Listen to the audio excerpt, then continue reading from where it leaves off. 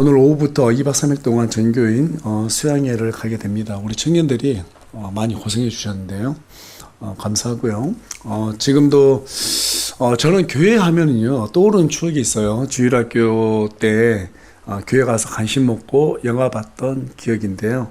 지금 생각해도 참 좋아요. 또 뿐만 아니라 여름하고 겨울 되면 항상 수양회를 갔었는데 거기에 가서 뭐 설교도 그땐 정말 많이 들었어요. 한 번 설교했다면 2시간 반, 3시간 막 이렇게 설교하는 것도 들었고, 뭐 기도도 너무너무 많이 했고, 찬양도 참 많이 하고, 어쨌든 그런 수양의 시간, 또 뿐만 아니라 뭐 레크레이션도 하고, 또 친구들과 함께 즐겁게 모여서 놀았던 이제 그런 시간들이 참 추억으로 이렇게 많이 남아 있습니다. 물론 세상에서도 학교에 가서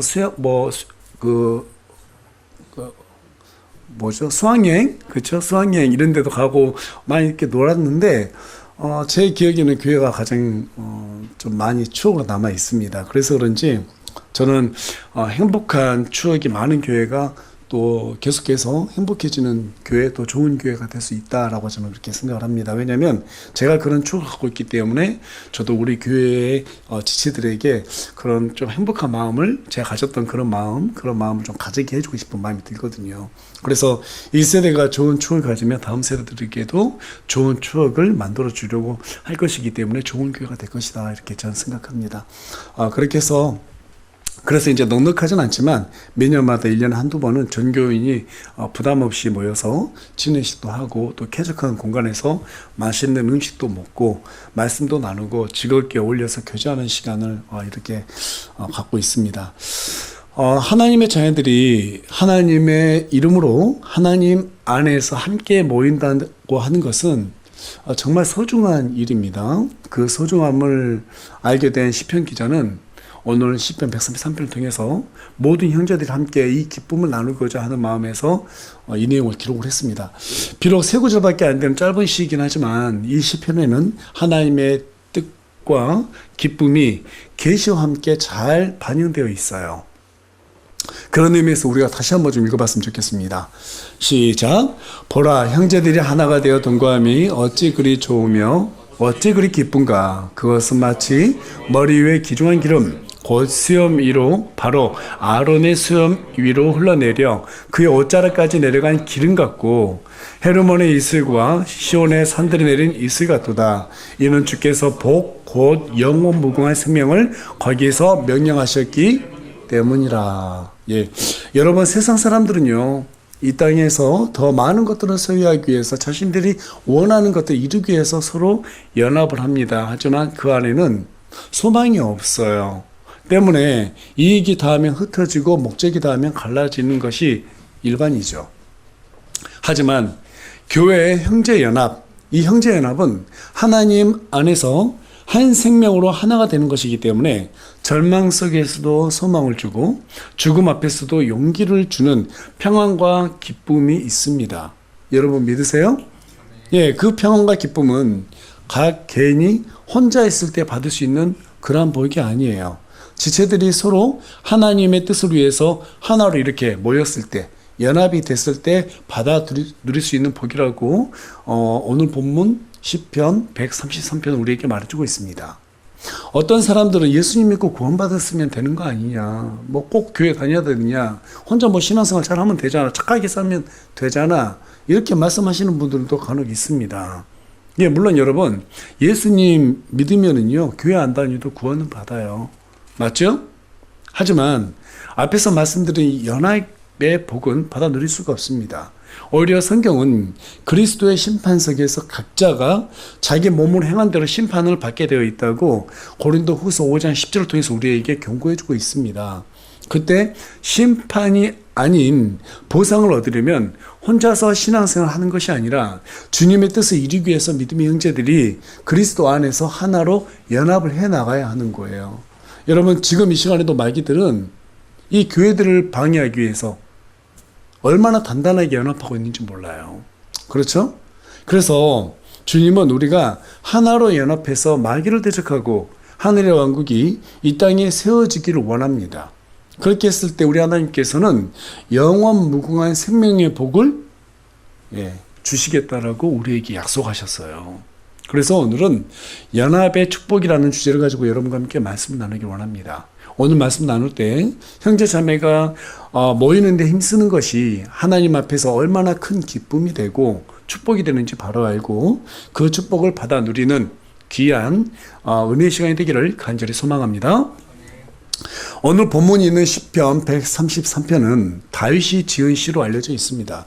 출애굽기 23장 14절에서 17절 그리고 신명기 16장 16절에 가서 보면 이스라엘 백성들은 하나님의 명령에 따라서 매 년마다 3대 절기를 지키기 위해서 세 차례 예루살렘으로 올라가야 했습니다. 그 첫 번째 절기는 출애굽 사건을 기념하는 무교절인데 이것은 생명의 시작을 알리는 것이죠. 두 번째 절기는 수확의 첫 열매를 하나님께 감사를 드리는 칠칠절인데요. 칠칠절은 출애굽 사건이 있고 50일 후에 이날을 기념했다고 해서 오순절이라고도 합니다. 세 번째 절기는 출애굽 이후에 광야 생활 40년 동안 우리 하나님께서 이스라엘 백성들을 보호해 주시고 인도해 주셨다고 하는 것을 기념한다고 해서 광야에서 백성들이 어떻게 살았어요? 초막을 짓고 살았죠. 그래서 이것을 초막절이라고 하는 거예요. 다시 말해서 이스라엘 백성들은 1년에 3번씩 무교절과 또 다른 말로 6월절 이 안에 포함이 되어 있죠. 무교절 안에. 그리고 오순절과 칠칠절 이 세 가지를 기념하기 위해서 예루살렘에 1년에 3번씩 이렇게 올라가야 했었는데 이 절기들을 맞을 때 남자들은 헌물을 준비해서 하나님께 제사를 드리고 온 백성들은 율법을 배우고 낭독하고 또 뿐만 아니라 지파들끼리 모여서 함께 먹고 마시면서 하나님께 감사하는 그러한 시간을 가졌어요. 이 절기들을 지키기 위해서 백성들이 그렇게 예루살렘에 올라갈 때마다 불렀던 노래들이 있었는데 그 노래들의 곡조가 되었던 것이 바로 시편 120편부터 134편까지의 총 15개의 시편이었습니다. 이 15개 시편은 단순한 찬양이 아니었어요. 당시 유대인들은 예루살렘을 하나님의 집으로 여겼기 때문에 이 노래는 하나님의 집으로 향하는 성도들의 믿음 그리고 하나님의 거룩하심을 경배하기 위해서 만들어진 그러한 찬양의 곡조였습니다. 그 중에서 특별히 시편 133편은 공동체 안에서 연합과 또 형제의 사랑의 아름다움을 노래하는 그러한 시편입니다. 하나님께서 이 시편을 통해서 우리에게 성도들이 하나로 연합했을 때 조금 전 우리가 봤듯이 영원 무궁한 생명의 복이잖아요. 이 생명의 복을 그곳에서 명령했다고 우리에게 말해주고 있거든요. 그런 의미에서 봤을 때 이 시편 133편은요 너무너무나 중요한 그러니까 믿는 사람들이 왜 모여야 되는지 왜 연합을 해야 되는지 그것을 잘 알게 해주는 그러한 시편이에요. 그래서 다윗은 첫 구절을 뭐라고 말했어요? 보라 형제들이 하나가 되어 동거함이 어찌 그리 좋으며 어찌 그리 기쁜가. 이 말로 시편 133편을 기록해 나가기 시작합니다. 여러분 여기서 형제라고 하는 것은 하나님을 믿는 사람들이죠. 하나님을 믿고 구원받은 모든 사람들을 우리 하나님께서 형제라고 표현하셨어요. 또 그 형제들이 하나님의 뜻을 이루기 위해서 연합하고 동거하는 것을 고린도전서 1장 2절은 교회라고 말하고 있습니다. 자, 그러니까 여러분 이스라엘 백성들이 하나로 모였어요. 그것도 교회예요. 맞죠? 그것도 교회예요. 우리가 지금 이렇게 모였어요. 이것도 교회입니다. 그러니까 믿음의 사람들이 모인 곳 그게 바로 교회지 건물이 교회가 아닌 거예요. 이것을 잘 모르니까 어떤 교회들은 1성전, 2성전 그러는데 성전은 뭐예요? 우리 몸이죠. 하나님께서 거하시는 우리의 몸이 성전이에요. 건물이 성전이 아니에요. 우리의 몸이 성전. 이 성전들이 모이는 곳을 교회라고 말하는 거예요. 자, 그때 다윗은 하나님의 입장에서 보니까 어찌 그리 좋으며 어찌 그리 기쁜가라고 기록했습니다. 하나님 입장에서 그렇게 기록하신 거예요. 자, 여기서 좋으심은 하늘과 땅과 모든 만물을 하나님께서 창조하신 다음에 하셨던 말씀이죠. 좋았더라 또는 심히 좋았더라 이렇게 표현했어요. 그런데 여러분, 교회 또한 아들 하나님이신 우리 주 예수 그리스도께서 자신의 물과 피로 창조한 것이죠. 그런 의미에서 얼마나 좋으며 이렇게 표현했다라고 우리가 이해할 수 있어요. 계속해서 기쁨이라고 하는 것은 사람이 인위적으로 만들어내는 그런 기쁨이 아니라 하나님께서 임재하시는 곳에서만 누릴 수 있는 기쁨이에요. 여러분, 하나님께서 우리 안에 임재하실 때는 가장 먼저 기쁨으로 주세요. 그 기쁨이 임하게 되면 우리 안에 세상이 줄 수 없는 평안을 누리게 돼 있어요. 자유함을 누리게 돼 있어요. 그것을 우리는 두 글자로 기쁨이라고 하는 거예요. 자, 그런 의미에서 어찌 그리 좋으며 어찌 그리 기쁜가 라는 표현은 우리와 함께 계시는 하나님, 즉 임마누엘 하나님을 우리가 느꼈을 때, 그러한 감격이 쏟아져 나왔을 때 다윗이 그러한 것을 대변해서 이렇게 표현해 놓은 것이라는 것입니다. 여러분, 고기도 먹어본 사람이 그 맛을 안다고 하잖아요. 예, 그와 같이 이 감격도 맛본 사람만 알 수 있어요.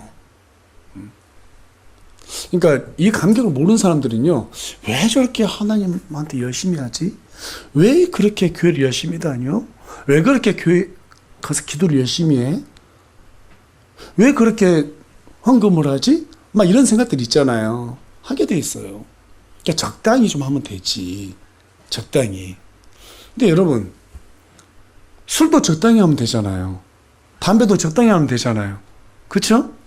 근데 왜 적당히 안 하죠? 그 맛을 아니까. 그러니까 죄도 있잖아요. 맛을 아니까 적당히 못 하는 거예요. 그런데 반대로 하나님께서 주시는 기쁨을 우리가 알잖아요. 적당히 할 수가 없는 거예요. 적당히 할 수가 없는 거예요. 그래서 다윗이 어찌 그리 좋은가, 어찌 그리 기쁜가. 우리 안에 하나님이 계시죠? 다윗이 하나님께서 느끼신 그 기쁨과 좋으심을 자기 안에서 똑같이 느끼게 된 거예요. 그래서 그 감격을 이렇게 글로 표현한 겁니다. 다시 말해서 그 좋음과 기쁨은 누구의 감격이에요? 하나님의 감격이에요. 근데 하나님께서 우리와 하나가 되시기 때문에 우리가 똑같이 느끼는 거예요. 그게 바로 연합이라고 하는 거예요. 그러니까 우리가 하나님과 연합이 됐을 때 하나님께서 우리를 향하신 그 마음이 우리에게 그대로 느껴지는 거예요. 또 우리 교회를 향하신 그 마음이 우리 각자에게 그대로 느껴지는 거예요. 그걸 연합이라고 하는 거예요. 다윗은 이 감격을 자주 맛봤어요. 얼마나 소중한지도 너무너무 잘 알고 있었어요. 지키고 싶었어요. 절대로 이 소중한 기쁨을 빼앗기고 싶지 않았어요. 그래서 여러분, 왕이 되기 전에도 다윗은 참으로 열심히 하나님을 섬겼고, 그 엄청나게 힘든 어려운 고난 속에서도 이 기쁨을 잊지 않기 위해서 울면서까지 침대에서 눈물을 쏟으면서 하나님 나 떠나가지 마세요. 저 버리셨어요? 막 하나님 의심해요. 진짜 의심해서가 아니라 내 마음이 이렇게 고통스러워요. 하나님 왜 저를 떠나셨어요? 막 이렇게까지 어린 아이처럼 그렇게 기도하고 매달렸죠. 왕이 되고 난 다음에도 한 번의 실수, 바세바 사건 빼놓고는요, 늘 하나님 앞에 매달렸어요. 왕이 되면 얼마나 바쁘겠어요. 그렇죠? 예, 우리 조선 왕조 때 보니까 뭐 새벽 5시 막 이때부터 일어나서 직무를 시작했어야 됐다고 하는데, 다윗도 얼마나 바빴겠어요.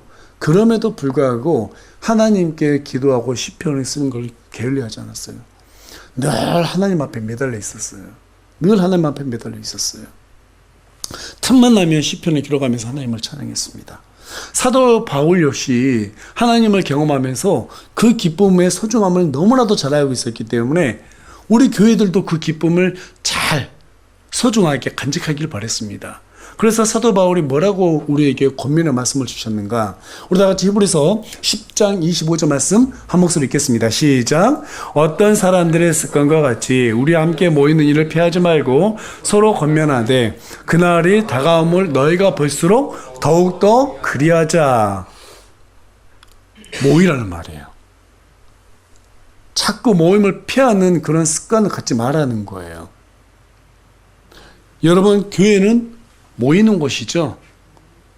모이는데 힘써야 된다고 얘기하고 있습니다. 그렇게 모이기를 힘쓰는 교회에게 에베소서 4장 16절은 교회가 하나로 결합해서 그리스도의 몸된 교회를 스스로 세워나갈 수 있게끔 된다고 우리에게 말해주고 있습니다. 우리 교회가 그런 교회가 되길 여러분 바라시죠? 별로 아멘이 없는데요. 바라세요? 예. 모이셔야 돼요. 틈만 나면 모이셔야 돼요. 모여서 함께 교제하고 함께 기도하고 이런 교회가 돼야 돼요. 그렇게 해야지 교회가 세워나갈 수 있습니다. 도대체 무엇을 위해서? 우리 주 예수 그리스도의 영광을 위해서, 하나님의 영광을 위해서 그렇게 해야 된다는 것이죠. 알렉산드리 디마의 소설 삼총사라고 하는 유명한 소설 여러분들께 잘 아실 거예요. 거기에도 유명한 또 문구가 나오죠. All for one, one for all. 모두를 위한 하나, 하나를 위한 모두. 주님은 우리 모두를 위한 하나가 되어주셨고 모든 교회는 그리스도 한 분을 위해서 존재하고 있습니다. 이 일을 위해서 창세전부터 우리 하나님께서는 교회를 비밀스럽게 준비하셨어요. 비밀스럽게. 그래서 에베소서 3장 4절, 골로새서 2장 2절, 골로새서 4장 3절은 교회를 뭐라고 말해요? 미스테리, 신비라고 말하고 있어요. 신비. 다윗은 그 신비의 일부를 계시받았기 때문에 성도의 연합인 교회의 모습을 두 가지 비유로 설명했습니다. 하나는 머리에 부은 기름이 아론의 수염과 올자락까지 흘러내리는 모습을 비유로 담았고, 또 한 가지 비유는 헤르몬의 이슬이 시온 산들에 내린 것 같다라고 그렇게 묘사했습니다. 여기에서 아론은 대제사장이었죠? 예. 지금 우리의 대제사장은 누구예요? 우리 주 예수 그리스도입니다. 자, 그래서 아론은 누구를 예표하는 거예요? 우리 주 예수 그리스도를 예표하는 인물인 거예요. 여기 이 시편에서. 자, 그렇다면 아론의 수염과 옷자락이 흘러내리는 귀중한 기름, 그것이 무엇인가? 우리 다 같이 누가복음 4장 18절 말씀 읽어보겠습니다. 시작. 주의 영께서 내게 임하셨으니 이는 그분께서 내게 기름을 부으사 가난한 자들에게 복음을 선포하셨기 때문이라. 여기까지 읽겠습니다. 네. 기름을 부으사 가난한 자들에게 뭘 선포한다고요? 복음을 선포한다고요. 여러분, 하나님의 말씀을 누가 선포하게 만들도록 도와주세요? 성령 하나님이시죠? 다시 말해서 여기에서 말하는 귀중한 기름이라고 하는 것은 영원한 생명을 선포하도록 해주시는 성령 하나님을 얘기하는 거예요. 자, 그런데 그 기름이 아론의 수염, 저는 뭐 그렇게까지 수염이 없지만 이 수염의 이 머리에서부터 해가지고 이렇게 딱 수염을 타고요, 옷자락까지 쭉쭉쭉 차고 내려간다는 거예요. 그 당시에 대제사장들은 어떻게 했어요? 반바지를 입고 안에, 그 다음에 바깥에는 어때요? 긴 치마를 입었죠? 그렇죠? 예. 그러니까 기름이 수염을 타고 뚝뚝 떨어져가지고 어디까지 내려간다는 거예요? 발끝에 있는 치마자락까지 쭉 타고 내려간다는 거예요. 예.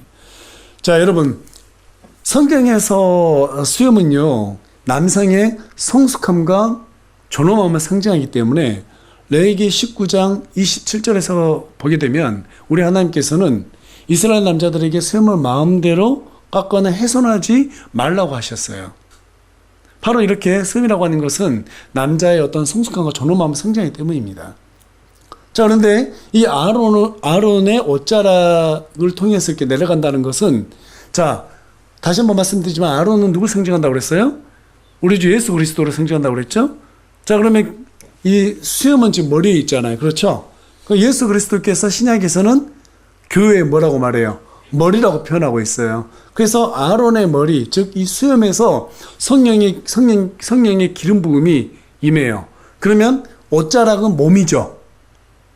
온 몸을 얘기하는 거예요. 그러니까 교회 지체들에게 흘러간다 이 말이에요. 자, 다시 말해서 존엄하신 그리스도께 부어진 성령의 충만함이 온몸인 교회 공동체까지 흘러넘쳐서 모든 지체들에게 동일한 은혜와 생명의 풍성함을 누리게 해주신다라고 하는 영적인 이 진리의 메시지가 바로 이 시편 133편에 기록이 되어 있다는 거예요. 자, 그러면 어떻게 해야 돼요? 몸이라고 하는 것은 지체들이잖아요. 우리 모든 지체잖아요. 손도 있고 팔, 뭐 어때요? 발도 있고 몸통도 있고 그렇잖아요. 또 몸 안에 여러 장기들이 있잖아요. 그러니까 우리 교회라고 하는 것은 단순하게 모였다 이게 아니고 머리이신 우리 주 예수 그리스도의 지체로서 모였다라는 거예요. 손이 없으면 일을 못 하잖아요. 발이 없으면 원하는 곳을 갈 수 없잖아요. 그래서 우리가 연합하지 않으면 하나님 일을 할 수 없다라는 거예요. 그래서 우리가 주의 영광을 위해서 모였을 때 하나님의 놀라운 축복이 그리스도의 머리를 통해서 우리 모두에게 다 전달된다 이 말이에요. 자, 그러니까 모이는 게 되게 중요한 거예요. 교회는 뭐가 중요하다고요? 모이는 거. 그냥 놀기 위해서 모이는 게 아니죠. 하나님의 영광을 위해서 그 목적을 이루기 위해서 딱 연합이 되는 거예요. 연합이 되는 거. 그때 우리 하나님께서는 생명의 풍성함을 너에게 주겠다라고 약속하신 거예요. 예. 그러니까 여러분, 옆에 있는 사람만 잘하면 되겠어요? 나도 잘해야 되겠어요? 손 한번 펴보세요. 예. 탁! 가슴 치세요. 세게 치세요. 세게 좀 아프게끔. 어떻게 해요? 아프게끔 탁 쳐보세요. 하나, 둘, 셋. 예. 우리 한번 따라해 볼까요? 나부터 잘하자. 예. 그러니까 너만 잘해라 이게 아니에요. 나부터 잘하자. 그렇죠? 아, 교회에 좀 필요한 게 없나? 우리 저 형제가 되게 열심히 하는데 내가 좀 도와줄 게 없나? 뭐가 필요하지? 내가 어떻게 필요들을 쓰임 받아야 되지? 이 생각을 늘 하고 있어야 되는 거예요. 그래서 그게 눈에 보이면 아, 하나님이 나에게 하라고 하신 거구나 이렇게 생각하고 하면 우리 하나님께서 너무너무 기뻐하신단 말이에요. 집에서도 보면은요, 제가 아이들을 키워보니까 잔소리 안 해도 알아서 잘하면 참 좋더라고요, 기분이. 그렇죠? 그래 안 그래요? 김영점은 그래 안 그래요? 하정이가 시켜야지만 하면은 기분 뭐 그렇게 즐겁진 않죠? 예, 말하기도 전에 움직이면 너무 좋죠. 물론 말 안 해도 잘하지만. 예. 왜 웃는지 모르겠는데. 아, 옆에서 지금 저기 하정이 친구들이 웃었어요. 그러니까 우리가 예수님도 마찬가지예요. 우리가 뭔가를 뭐 억지로 하는 것보다는 자원해서 막 적극적으로, 그렇죠? 뭐가 필요할까? 생각하고 자원해서 움직이는 걸 너무 좋아하는 거예요. 그렇게 되기를 소망합니다. 예. 또 형제들의 연합에 대한 두 번째 비유는 헤르몬의 이슬과 시원한 산들에 내린 이슬로 표현했습니다. 예. 여러분, 이 비유는 뭐냐면 은혜의 신비로운 모습을 확장하는 그러한 표현이에요. 헤르몬 산은 북부 이스라엘에 위치한 높은 산입니다. 예. 실제로 헤르몬 산은 뭐 많은 양의 이슬을 내리는 곳으로도 아주 유명하기 때문에 유대인들은 이 산을 풍부한 생명력을 상징하는 산으로 여기고 있다고 합니다. 그리고 그 시온은요, 하나님의 성전이 있는 예루살렘을 예표합니다. 하지만 이 헤르몬 산에서 예루살렘까지는요, 그냥 직선 거리로만도 180km예요. 그러니까 여러분, 헤르몬 산에 있는 이슬이 실제로 막 내려가지고 예루살렘까지 갈 수 있겠어요, 없겠어요? 예, 그렇게 뭐 지리적으로 워낙 많이 떨어져 있기 때문에 실제로 그렇게 갈 수는 없지만 시편 기자가 이렇게 표현한 건 뭐냐면 헤르몬 산의 그 풍부한 생명력이 예루살렘까지 어때요? 예, 가길 원한다. 이제 이런 의미에서 이렇게 표현한 겁니다. 다시 말해서 하나님께서 주시는 생명의 은혜가 예루살렘을 통해서 모든 이스라엘 백성들에게 공급된다라고 하는 영적인 메시지를 다윗이 이렇게 기록해 놓은 거예요. 하지만 이스라엘은 자신들의 왕이자 또 대제사장으로 오신 우리 주 예수 그리스도를 어떻게 했어요? 십자가에 못 박아 죽이고 말았습니다. 거부했어요. 예. 때문에 이 예언은 유보되고 말았습니다. 그리고 그 축복이 어디를 향하게 됐어요? 이방인인 우리 교회에게 향하게 된 거예요. 그래서 오늘날 모든 그리스도인은 교회로 가서 믿음의 지체들과 연합해야 되는 거예요. 나 혼자서 신앙생활을 해도 된다라고 생각하는 것은 영적인 교만이자 우리 하나님의 말씀을 정면으로 거슬리는 불순종입니다.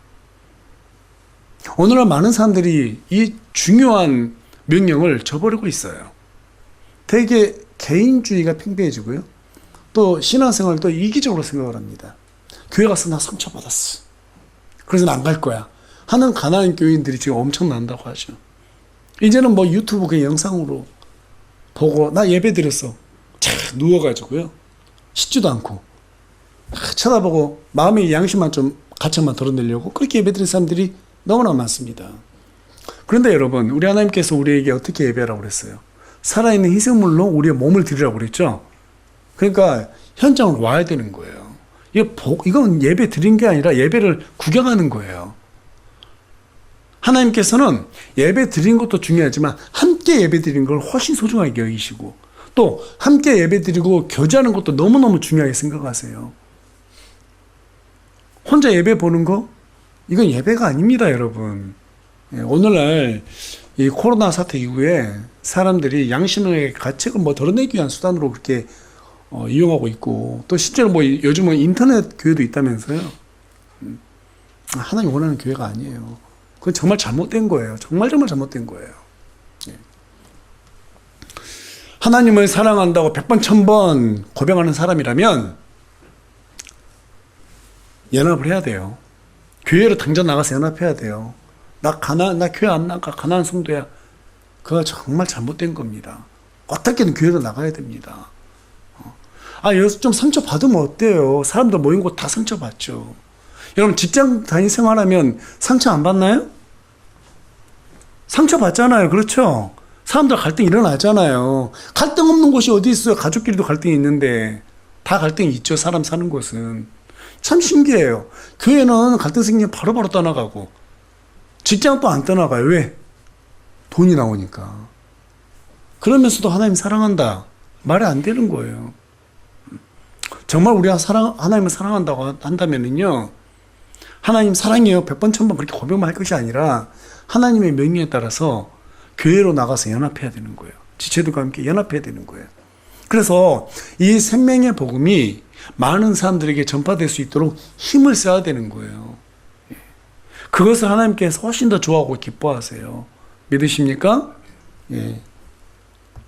그래서 주님은 십자가에 달리시기 전날 밤에 뭐라고 기도하셨는가? 우리 다 같이 요한복음 17장 21절 말씀 한 목소리 읽겠습니다. 시작. 이것은 그들이 다 하나가 되게 하려 함이니이다. 아버지여, 아버지께서 내 안에 내가 아버지 안에 있는 것 같이 그들도 우리 안에서 하나가 되게 하사 아버지께서 나를 보내신 것을 세상이 믿게 하옵소서. 주님은 하나님의 뜻을 이루기 위해서 교회가 하나로 연합하기를 십자가에 달리시기 전날밤까지 간절하게 기도하셨습니다.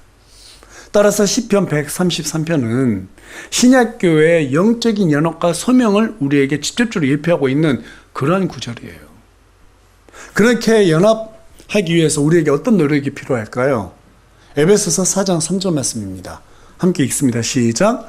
화평에 매는 띠로 성령께서 하나가 되게 하신 것을 힘써 지키라. 어떻게 지키라고요? 힘써 지키라는 거예요. 힘써 지키라. 힘써 지키기 위해서는 또 어떻게 해야 될까요? 자, 우리 다 같이 빌립보서 2장 3절 말씀도 읽겠습니다. 시작. 아무 일도 다툼이나 형심으로 하지 말고 겸손한 생각으로 각각 자기보다 남을 더 낮게 여기며, 낮게 여기라는 것이 아니라 더 나은 사람을 여기라는 거예요. 무슨 말이냐면, 하나님, 내가 저 형제보다 더 큰 죄인입니다. 이렇게 겸손한 마음을 가지라 이 말이에요. 또 어떻게 해야 되는가? 에베소서 4장 32절 말씀도 읽겠습니다. 시작. 서로 친절히 대하며 상냥한 마음을 품고 서로 용서하기를 하나님께서 그리스도로 인해 너희를 용서하신 것 같이 알아. 예. 여러분, 어디 가나 참 신기한 것은요, 나의 적수가 있죠. 그렇지 않나요? 예. 직장 가면 그렇잖아요. 꼭 나 괴롭게 하는 사람 꼭 한 명씩은 있잖아요. 어디 가든 있어요. 교회라고 없을까요? 있습니다. 있어요. 그런데 우리 하나님께서 뭐라고 말해요? 그래도 서로 친절히 대해라. 상냥한 마음을 품어라. 서로 용서하기를 우리 하나님께서 그리스도를 통해서 너희를 용서한 것 같이 그렇게 용서해줘라. 주기도문에도 그 내용이 나와 있잖아요. 용서하라는 거예요. 근데 그 용서를 누구를 위해서 하라는 거예요? 교회와 나를 위해서 하라는 것이지 사실은 그 사람을 위해서 하라는 것이 아니에요. 하나님의 몸된 교회를 바로 세워지게 하려면 다툼이 있으면 안 되니까 화평면띠로 하나가 돼야 되니까 참으라는 거예요. 그리고 가급적이면 어떻게든 용서하고 화평을 이루라 이 말입니다. 마지막으로 고린도전서 13장 7절 말씀도 있겠습니다. 시작. 모든 것을 참으며 모든 것을 믿으며 모든 것을 바라며 모든 것을 견디느니라. 고린도전서 13장은 사랑장이라고 하잖아요. 사랑은 오래 참고, 그렇죠? 친절하며 뭐 여러 가지 나오는데 제일 마지막 구절이 이 말씀이에요. 모든 것을 참으며 모든 것을 믿으며 모든 것을 바라며 모든 것을 견디느니라. 예. 우리 옆 사람 봐보세요. 앞뒤 사람도 봐보세요. 어휴. 예. 안 보면 보고 싶고 보면 이갈리고 막 이렇게 생각하지 마시고. 참 소중한 사람들이에요, 사실은. 여러분, 같은 시대에 태어나서 같은 나라에서 또 같은 교회를 섬긴다는 게 결코 우연이 될 수가 없거든요. 너무너무 소중한 거예요. 하나님의 복음을 또 맡은 사람들이잖아요. 너무너무 소중한 거예요. 그래서 서로 다 연약합니다. 그래서 그냥 참고 견디라는 거예요. 참고 견디라는 거예요. 여러분, 하나가 되는 것은 뼈를 깎는 고통과 인내가 요구되는 것입니다. 이게 쉬울 것 같으면 교회가 얼마나 쉽게 성장하겠어요? 그렇죠? 예. 많은 사람들이 교회는 복음을 전해야 되니까 막 선교해야 되고 막 이렇게 생각하는데요. 저는 하나님께서 먼저 교회가 하나 되는 것을 요구한다고 생각해요. 일하는 것보다는 먼저 하나가 돼야 돼요. 일만 생각해버리면 연합이 되지 않은 상태에서 일만 하면 오래 가지 못합니다. 우리는 하나님의 목적을 이루는 것도 정말 소중하지만 그 목적을 위해서는 순서가 중요하죠. 예, 선것도 끝부터 들어가잖아요. 그런 것처럼 교회도 먼저 하나로 연합이 돼야 돼요. 연합이 되고 서로 사랑하는 관계가 되었을 때 하나님 일하자 그러면 아주 저력이 생기는 거예요. 그 수가 크다 해서 그런 게 아니에요. 여러분, 크면 클수록 연합되는 게 쉽지가 않아요. 그렇죠? 그래서 교회가 성장하면 새로운 성도가 들어오고 조금 성장하면 또 한번 다지기 들어가고 또 하나님 일을 함께하고 또 사람들이 들어오면은 다지고 또 함께 일하고 이러면서 교회가 성장해 나가는 거예요. 그래서 계속해서 연합의 관계를 갖다가 우리가 이루어 나가야 되는 거예요. 이걸 놓치면 안 되는 겁니다. 그래서 우리가 이 연합한다는 것은 저는 어떤 생각이 드냐면 이런 생각이 들어요. 비빔밥이라는 생각이 들어요. 비빔밥. 예. 우리 김강수 자매님 가끔 한 달에 한 번씩 비빔밥을 준비해 주시는데 전 너무 맛있게 먹어요. 너무너무 맛있어요. 예. 근데 비빔밥을 준비할 때 뭐 나물도 있고 뭐 여러 가지 넣잖아요. 그렇죠? 고추장 마지막에 탁 넣고 참기름 붓잖아요. 그렇죠? 근데 그 상태로 먹으면 돼요, 안 돼요? 그 상태로 먹으면 맛이 있어요, 없어요? 맛이 없어요. 비벼야 맛있어요. 그렇죠? 비벼야 맛있어요. 예. 예전에 제가 20대 때 그 비싼 그 호텔에서 비빔밥을 먹은 적이 있는데 엄청 비싸더라고요. 근데 그것보다 우리 김가수점이 해주는 비빔밥 훨씬 맛있더라고요. 근데 그냥 아무리 맛있어도 그냥 먹으면 맛 없어요. 비벼야 맛있어요. 예. 비비는데 좀 성가시긴 해요. 그렇죠? 예. 하지만 그 수고를 해야지 맛있게 먹을 수 있잖아요. 교회도 마찬가지예요. 다 달라요, 재료가. 이게 탁 연합이 되고 비벼져야 돼요. 근데 비벼지려면 어떻게 해야 돼요? 예. 좀 갈등이 생겨야 돼요. 갈등도 있어야 돼요. 갈등이 있었을 때 그 사람의 성향들을 알 수 있어요. 그걸 피하려고 하면 안 되는 거예요. 그렇죠? 예. 우리가 갈등을 자주 유발하는 사람들 보면 그 사람들의 성향은 금방금방 드러나잖아요. 그 사람들 금방금방 알 수 있잖아요. 그럼 그 사람을 알기 때문에 우리가 어떻게 해요? 그 사람 맞게끔 또 대할 수 있잖아요. 그게 좋은 맛있는 비빔밥, 즉 좋은 교회가 되는 비결이라 이거죠. 그 과정이 힘들다고 그래서 교회 막 떠나고 여기저기 옮겨 다니면 자기만 행복하게 살 수 있어요. 몇 번 말씀드렸지만 행복하게 신앙생활 재밌게 하고 싶잖아요. 1년에 한 번씩 교회 막 옮겨 다니면 돼요. 그런 사람도 많더라고요. 그런데 중요한 것은 하나님께 영원히 쓰임받지 못해요. 그런 사람들은. 나중에 하나님 앞에 큰 책망거리예요. 하나님을 두려워야 됩니다. 그렇다면 우리는 무엇을 위해서 이렇게 비빔밥처럼 섞여야 될까요? 그리스도의 복음을 위해서죠. 하나님께서는 시편 133편 3절을 통해서 교회가 그리스도의 복음을 위해서 하나로 연합하게 되면 바로 그곳에서 영원 무궁한 생명의 복을 주시겠다고 약속하셨습니다. 따라서 저와 여러분은 인간적인 애정을 위해서 연합할 것이 아니라 그리스도의 복음을 위해서 연합을 하면 하나님의 좋으심과 기쁘심이 우리 안에 가득 채워진다 이 말이에요. 우리 교회가 그렇게 쓰임받길 간절히 소망합니다. 여러분, 지금 이 시대는 교회 시대이기 때문에 모든 복이 교회를 통해서 시작하는 거예요. 모든 복이 어디를 통한다고요? 교회로 관통하게 돼 있어요. 교회를 통해서 성령의 기름이 흘러넘치고 생명의 이슬이 각 사람에게 임하게 되는 거예요. 이 신비를 모르기 때문에 사람들이 자꾸 다른 곳에서 복을 찾고 복 받으려고 애를 쓰고 있는 거예요. 벨기에 작가 모리스 마테링크가 썼던 그 파랑새라는 소설이 있잖아요. 보면은 그 남매 티틸과 미틀이 꿈속에서 행복을 상징하는 파랑새를 찾기 위해서 긴 여행을 떠나게 됩니다.